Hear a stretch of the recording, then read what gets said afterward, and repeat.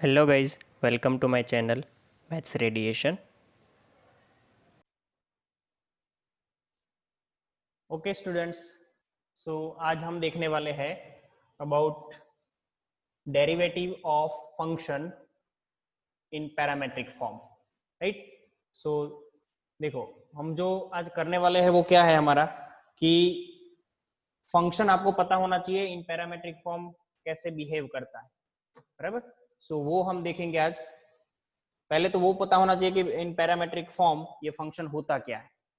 सो देखो, मैंने यहाँ पे कुछ लिखा है थोड़ा कि relationship between x and y expressed via third variable. Okay, मतलब समझाता हूं कि सपोज हमें x दिया गया है in terms of t, that means x is equal to f of t. y दिया गया है वो भी एफ ऑफ टी है, मतलब कि x और y दोनों जो है वो t के फंक्शन है, बराबर। तो यहाँ पे x और y जो है वो सीधे एक दूसरे के साथ रिलेटेड नहीं है, बट ये दोनों जो है वो रिलेटेड कैसे है एक दूसरे के साथ, वाया थर्ड वेरिएबल। एंड वो जो वेरिएबल है उसको पैरामीटर बोलते हैं। तो यहाँ पे हमारा थर्ड वेरिएबल जो है वो क्या है, t। तो पैरामीटर t से ये दोनों एक दूसरे के साथ जुड़े हुए हैं। मतलब कि अगर इसको इस टाइप के क्वेश्चन को आपको सॉल्व करना है तो कैसे करोगे कि आप सिंपल ये करो कि जो भी वेरिएबल में आपको दिया गया है, मतलब x in terms of t दिया गया है, तो x का derivative with respect to t कर दो, मतलब dx by dt को हम फाइंड करेंगे तो हमें वो F of T F dash T मिलेगा। फिर सिमिलरली y को भी dy by dt फाइंड करो तो वो भी हमें एफ डैश टी मिलेगा। आपको तो फाइंड करना पूछा गया था कि dy by dx फाइंड करो, तो वो अगर dy by dx आपको चाहिए तो आपको पता है कि मैं इसको लिख सकता हूँ dy by dt upon dx by dt। तो ये dt dt कैंसिल हो जाएगा और आपको मिल जाएगा F dash T upon F dash T. एक चीज मैं रिमाइंड करवाना चाहूंगा आपको कि ये दोनों एफ डैश टी जो है वो सेम नहीं है, अलग अलग है।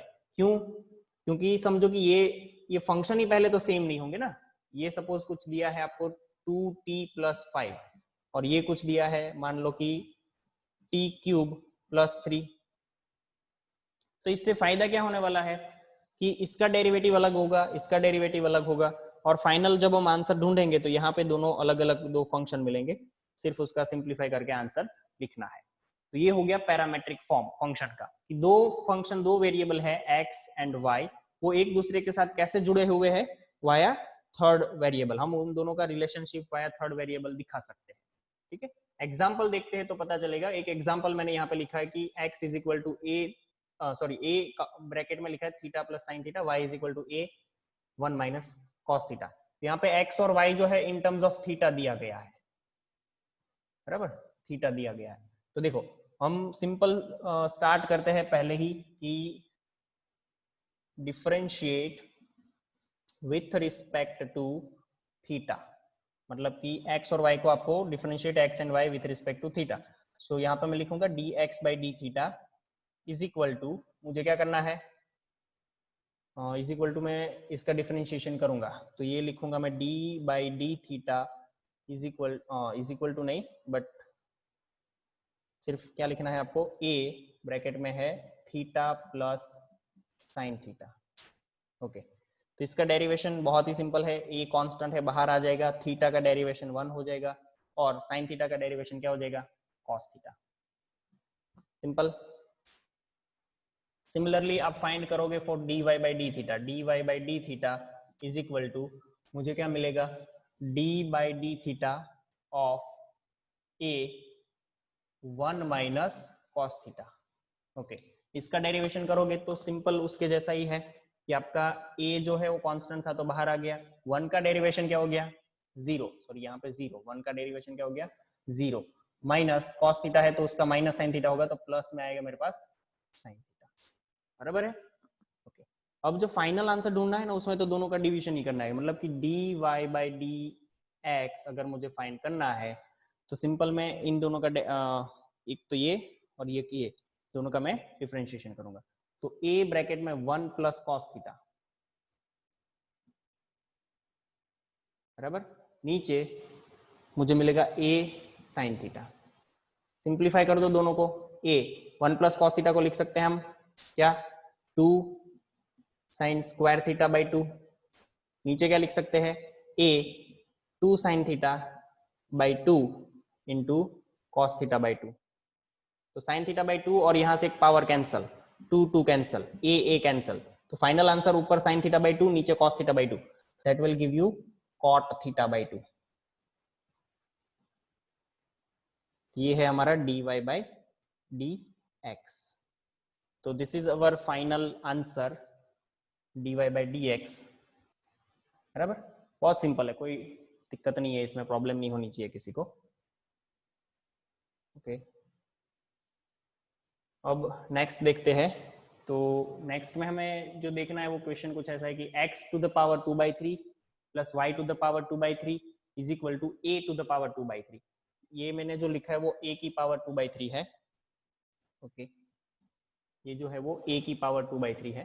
तो देखो फाइनली लिखेंगे हम इसको, वो दिखाने के लिए पहले मैं आपको एक चीज समझा देता हूँ कि ये जो है वो आपको एक्सप्लिसिट फंक्शन दिख रहा होगा। तो हाँ, वो एक्सप्लिसिट इम्प्लिसिट फंक्शन दिख रहा होगा, तो ये इम्प्लिसिट फंक्शन है। बट अगर इसको पैरामीट्रिक फॉर्म में सॉल्व करना है ना, तो एक चीज समझ लो कि let x is equal to a cos cube theta and y is equal to a sin cube theta. Fine, अब क्या करेंगे हम, पुट करो इसको। अच्छा, ये एज्यूम करने से आपने कोई क्वेश्चन में चेंज नहीं किया है, वो हम पहले प्रूव कर लेते। तो देखो लेफ्ट हैंड साइड से मैं स्टार्ट करता हूँ। Left hand side is equal to x की पावर 2/3 है, तो वो x की पावर 2/3 में दिखा देता हूं आपको।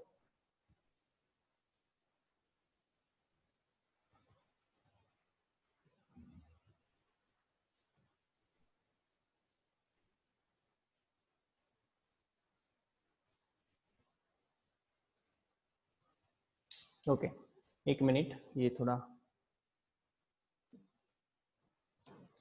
देख लेते हैं इसको। तो देखो x की पावर 2/3 है ना, तो इसको हम लिखते हैं a cos क्यूब थीटा उसकी पावर 2/3 एंड प्लस में y की है तो a sin क्यूब थीटा की पावर 2/3। बराबर, ओके। तो ये क्या हो गया, a की पावर 2/3 पहले तो, इनटू में cos क्यूब थीटा की पावर 2/3 होगी, तो उसको मैं सीधा लिख दूं cos स्क्वायर थीटा, आपको समझ में आ गया होगा। प्लस इसको मैं लिख दूं a टू द पावर 2/3 और यहाँ पे लिख दूं sin स्क्वायर थीटा।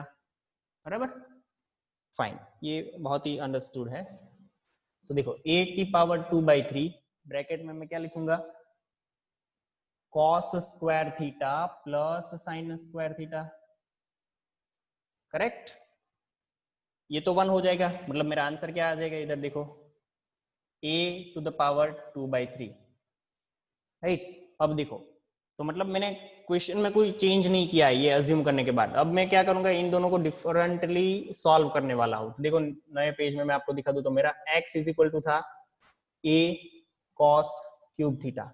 अब मैं क्या करने वाला हूं कि इसको हम with respect to theta solve करेंगे, मतलब कि dx upon d theta is equal to a बाहर d by d theta of cos cube theta.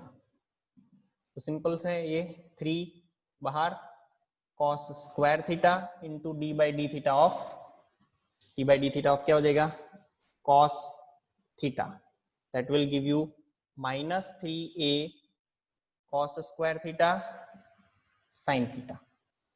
Correct, यहां तक समझ में आ गया सबको। अब सिमिलरली आप y को सॉल्व करोगे, तो हमारा y था कुछ a sin cube theta. Okay, तो अब देखो y को सॉल्व करते हैं। तो y को सॉल्व करने के लिए आपको इसका भी डिफरेंशिएशन करना है, मतलब मैं यहाँ पे लिख सकता हूँ dy by d theta is equal to a बाहर d बाई डी थीटा, क्या करेंगे, साइन क्यूब थीटा। बराबर, ओके। तो d by d theta sine cube theta किया आपने।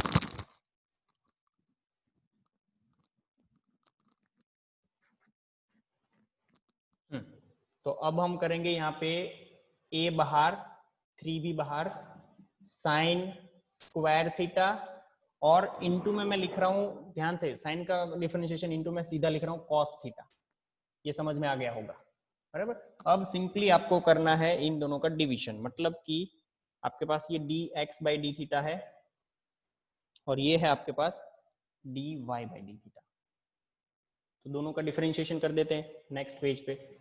dy by d x is equal to nothing but dy by d theta upon dx by d theta बराबर है, is equal to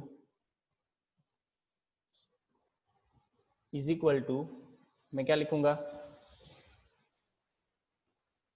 dy by d theta क्या है देख लेते हैं, dy by d theta 3a sine square theta into cos theta into cos theta, so 3a sine square theta into cos theta.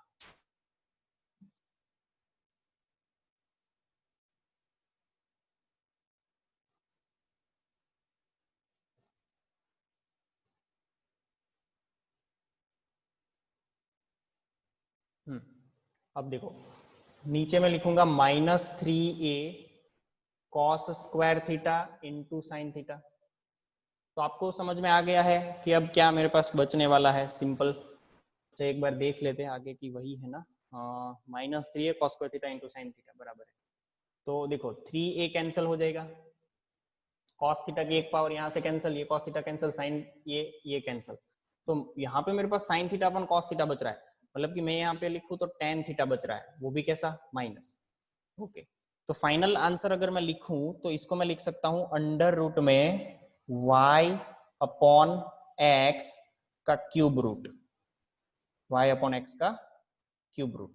Reason क्यों, तो पहले y अपॉन एक्स देख लो, y upon x क्या होगा वो देखो जरा, आपने y और x क्या अज्यूम किया था, a cos cube theta a sine cube theta. अगर डिवीजन हम करेंगे दोनों का तो a साइन क्यूब थीटा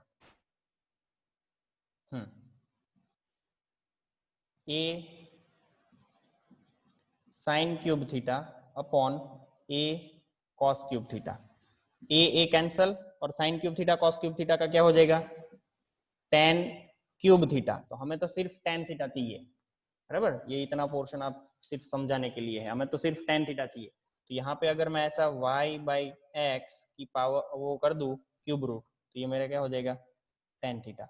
और आगे माइनस चाहिए तो इसके आगे एक माइनस लगाना पड़ेगा, मतलब ये हमारा आंसर है फाइनल, बराबर। Thank you. तो गाइज थैंक यू।